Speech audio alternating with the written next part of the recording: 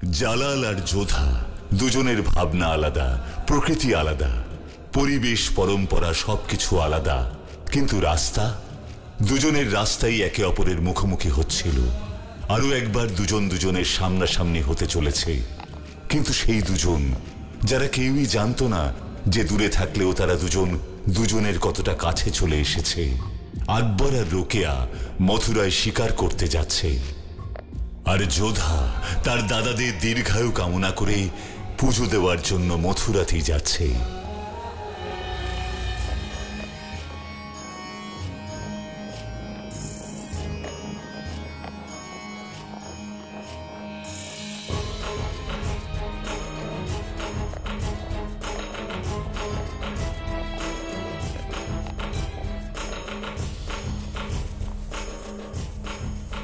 আরে দাঁড়াও দাঁড়াও, পালকি দাঁড় করো।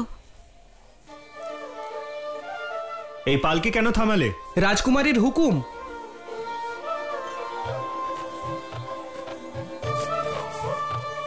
কি হয়েছে যোধা?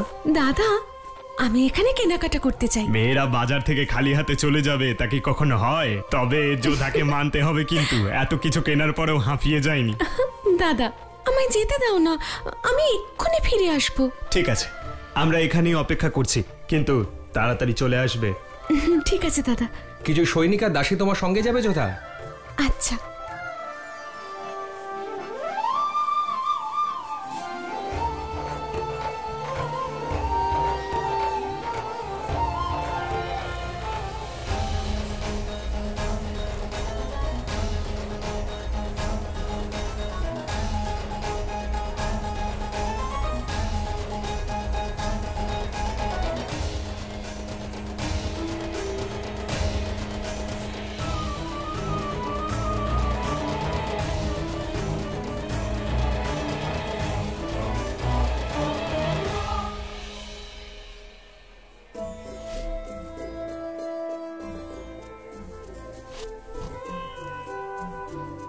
এটার কত দাম? ৭৫ মোহর। ৭৫? হিরে মানিক দিয়ে তৈরি নাকি? অনেক বেশি বলছে। এর দাম মোটেই এত বেশি হতে পারে না। রেখে দাও, অন্য কোনো দোকান থেকে নিয়ে নেব। চলো তুমি। যখন কেনার ক্ষমতাই নেই তখন আসেন কেন? আপনাদের জায়গায় যদি মোগল শাহজাদিরা থাকতেন তাহলে দাম জিজ্ঞেস না করেই কিনে নিতেন।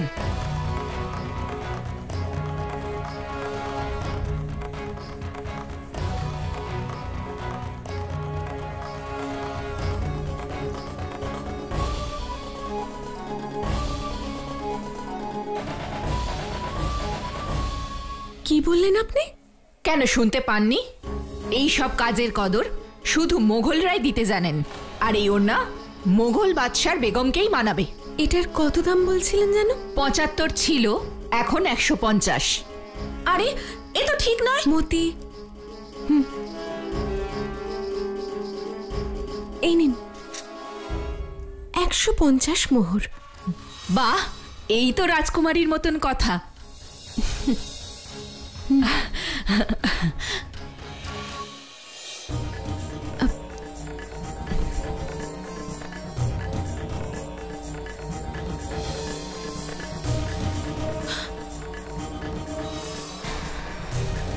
এই ওড়নায় কোনো মোগল বাদশার বেগমের চেয়ে আমার মতিকে বেশি মানাবে।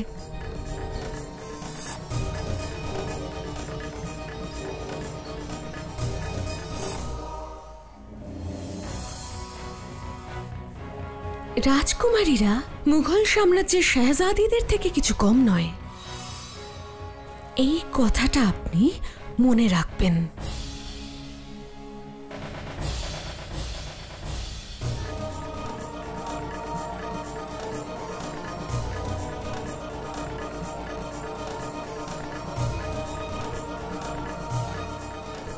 কে উনি যিনি মুঘলদের নিয়ে ঠাট্টা করে চলে গেলেন? হয়তো কোনো রাজকুমারী হবেন।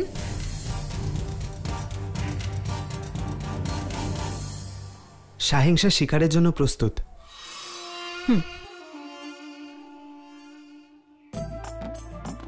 তাড়াতাড়ি চলো যোধা, সবাই আমাদের জন্য অপেক্ষা করছেন। সামান্য একটা জিনিস কিনতে কত সময় লাগালাম। আরে মতি,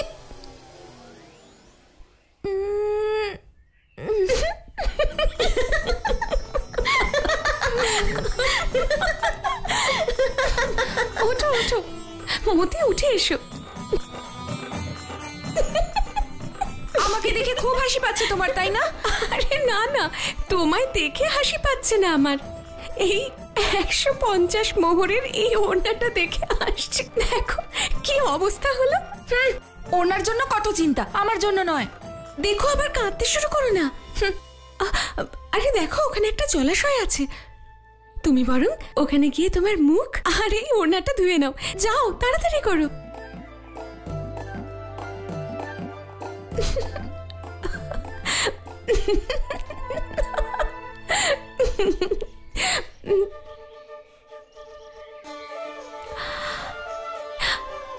কি সুন্দর খরগোশটা। তোমরা এখানেই দাঁড়াও, আমি এখনই আসছি। কিন্তু রাজকুমারী, রাজকুমার বলেছিলেন যে এখানে তো রাজকুমার নেই, তাই আমি যা বলছি শোনো। তোমরা এখানেই দাঁড়াও।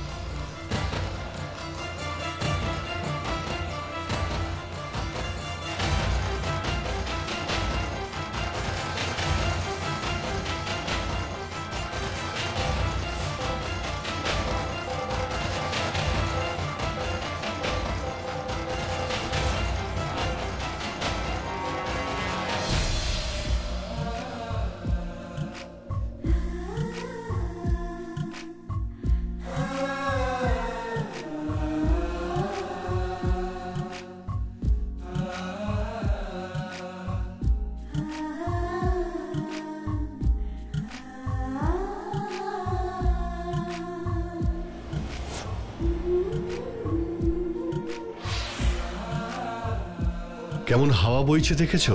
মনে হচ্ছে আবহাওয়া বদলাতে চলেছে। কিন্তু আজ এই হরিণের ভাগ্য বদলাবে না। আজ এর ভাগ্যে আমার হাতে মৃত্যু লেখা আছে।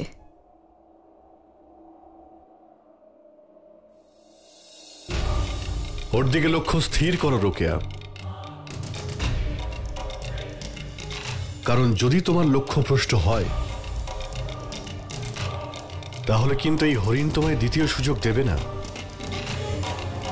দ্বিতীয় সুযোগ তো আমি ওকে দেব না। তা কিন্তু অত সহজ নয়।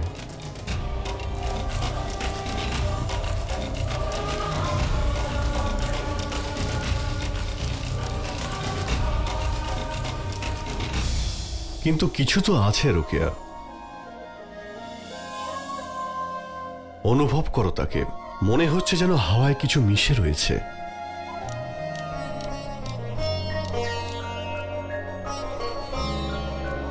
আপনি আমার উপর বিশ্বাস রাখুন, আমার লক্ষ্য ভ্রষ্ট হবে না।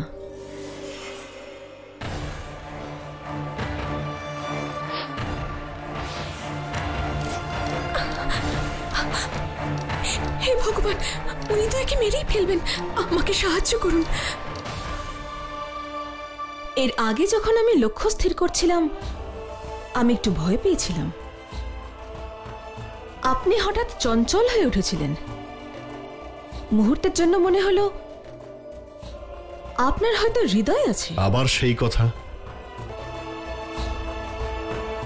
আমার যে হৃদয় নেই তা শুধু তুমি কেন, এ তো সকলেই জানে।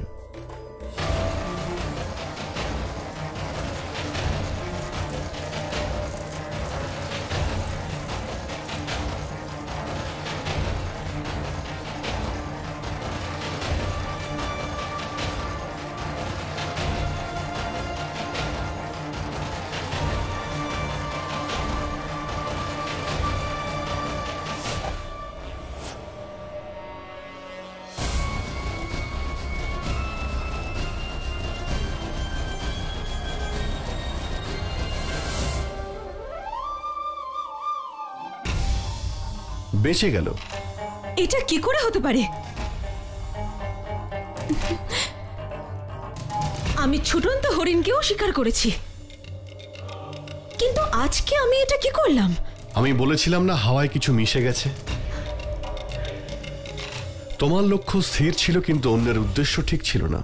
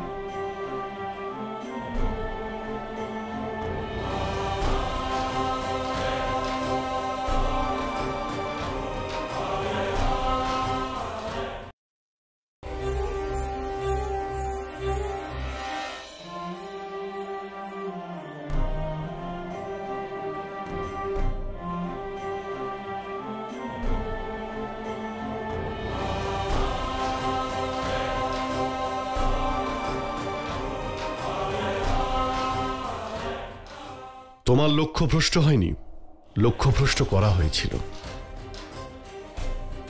প্রাণীরা আগুন দেখে ভয় পায়, তাই এখানে কেউ আগুন লাগিয়েছিল ওকে বাঁচানোর জন্য। কার এত বড় স্পর্ধা? তা আমি জানি না, কিন্তু আমি তাকে পালাতে দেখেছি। তুমি যাকে মারতে চাইছিলে সে তাকে বাঁচাতে চাইছিল। সে জিতে গেছে। কি করে জিতবে? ওর তো সাহসই নেই। যদি আমার সামনে আসতো তাহলে ওকেই শিকার করতাম আমি। মনে হচ্ছে এর থেকে বড় শিকার আমাদের জন্য অপেক্ষা করছে।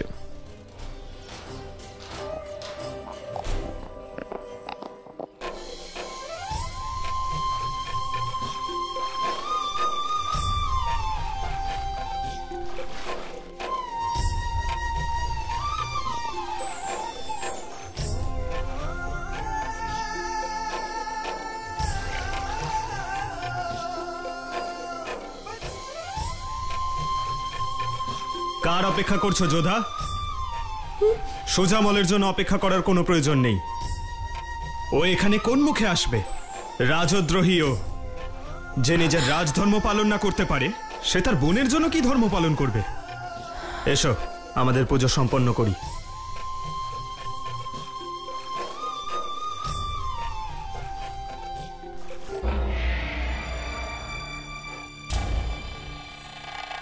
এটাই সুযোগ। ওরা খালি হাতে আছে। আমাদের পূর্বপুরুষদের এই আমেরের লোকেরাই মেরেছিল। আজ ওদেরকে ছাড়বো না। ঘিরে ফেলো ওদের।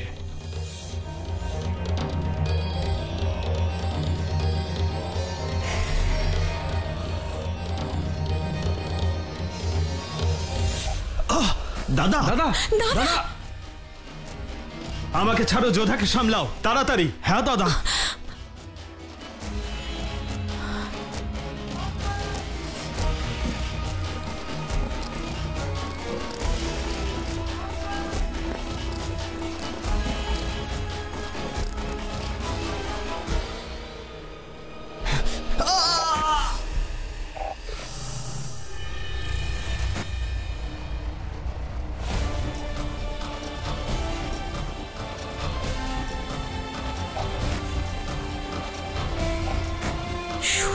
দাদা,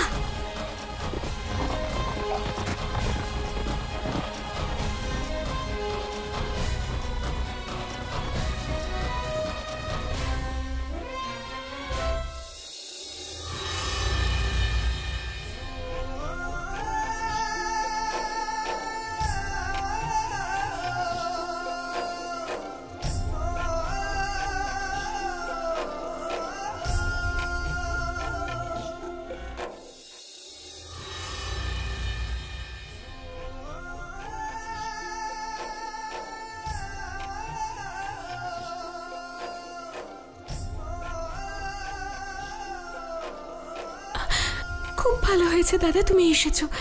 আমার মন বলছিল তুমি নিশ্চয়ই আসবে। আসবো না কেন যোধা?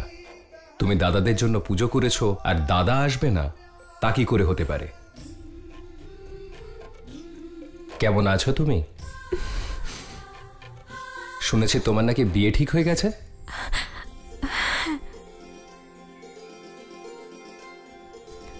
তোমার মনে আছে দাদা, ছোট থেকে তুমি একটা কথা বলতে যে আমার স্বামী তুমি নির্বাচন করবে। আমিও তো সেটাই চেয়েছিলাম যোধা, কিন্তু ভাগ্যে বোধহয় তার লেখা ছিল না। স্বামী নির্বাচন তো দূর, সম্ভবত তোমার বিয়েতে আসার সুযোগও আমি পাবো না। কিন্তু তুমি চিন্তা করো না, যেভাবে এখানে আমি এসেছি বিয়ের দিনও আমি নিশ্চয়ই পৌঁছবো।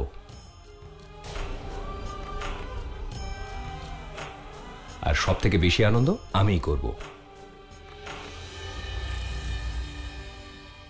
এই জায়গাটা নিরাপদ নয় যোধা, আমাদের ফিরে যাওয়া উচিত। যেখানে সুজমল দাদা আছে সেখানে আমার কোনো বিপদ হবে না দাদা। বোন দাদাকে কত ভালোবাসে, আর দাদাকে দেখো খালি হাতে চলে এলো বোনের সঙ্গে দেখা করতে। আজকের এই শুভ দিনে দাদাদের প্রাণের থেকে বড় উপহার আর কি হতে পারে? যোধাকে উপহার হিসেবে তোমাদের সকলের প্রাণদান করলাম আমি। এ উপকার তুমি যোধার করেছো দাদা, আমাদের নয়। যদি যুদ্ধ হয় আমরা তোমাকে ছাড়বো না। যুদ্ধ তো হবেই, আর আমের যদি আমি ফেরত না পাই তোমাদের কাউকেই আমি ছাড়বো না। কিন্তু দুঃখের কথা, তোমাদের বাঁচাতে যোধা সেদিন ঢাল হয়ে দাঁড়াবে না। তুমি আমাদের দাদা নও, রাজদ্রোহীর সঙ্গে আমাদের কোনো সম্পর্ক নেই। বিদ্রোহ তো তুমি করেছো, অধিকার তুমি কেড়েছো আমার, আর তা ফিরিয়ে দেবার জন্য তৈরি হও তুমি।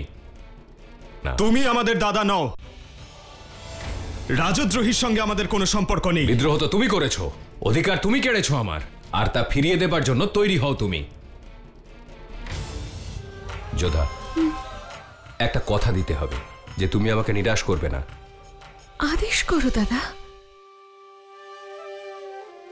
আমাদের ভাইয়েদের মধ্যে যখন যুদ্ধ হবে তখন তুমি মাঝখানে আসবে না।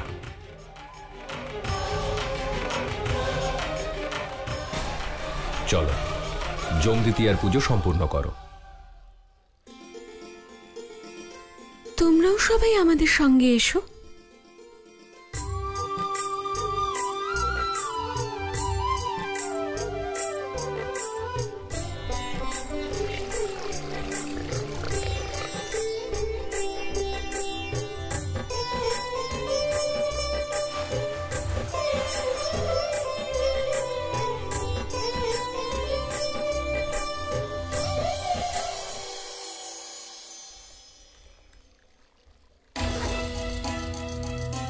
পরের সাক্ষাৎ আমাদের যুদ্ধের ময়দানে হবে। প্রস্তুত থেকো, আমি আমার আমের ফেরত নিতে খুব তাড়াতাড়ি ফিরে আসব।